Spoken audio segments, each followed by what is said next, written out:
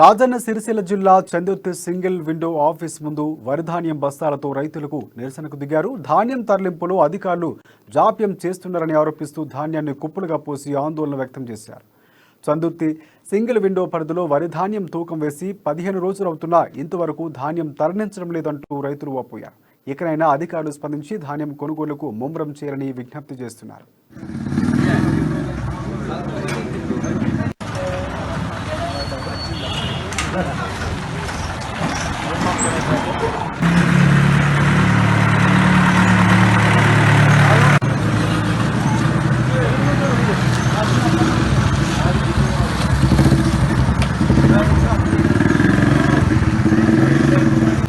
పైపైన రోల్ అవుతుంది వేసుకపోతా అనుకుంటే వేసుకపోతలేరు. రోడ్డు పక్క పన్నే ఉన్నాయి.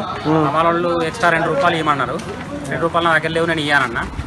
ఇయ్యానంటే వెళ్ళిపోయారు. మళ్ళీ ఫోన్ చెప్తే మన ఏంటిది వ్యాన్ వచ్చినప్పుడు వేస్తామన్నారు. వ్యాన్ వచ్చినా కూడా వేయలేదు. వేరే లారీలు చంద్రుడికి ఏ లారీ వచ్చినా వేస్తామన్నారు. ఆ లారీలు వచ్చినా కూడా అందులో వేయలే. ఇలా పొద్దున ఫోన్ చేస్తే 4 సార్లు ప్రతాప్ సెంటర్కు ఇన్ఛార్జ్ ఫోన్ చేస్తే ఆయన ఫోన్ లేపలేదు. తీసుకొచ్చడం మరి నెంబర్ అన్నప్పుడు ఇవ్వదాకా ఒక 50 బస్తాలు కూడా పంపించబోతుంది. ఎట్లుంటుంది? కరెక్ట్ కాదు కదా. రేపు తర్వాత ఎవరు భరించాలి?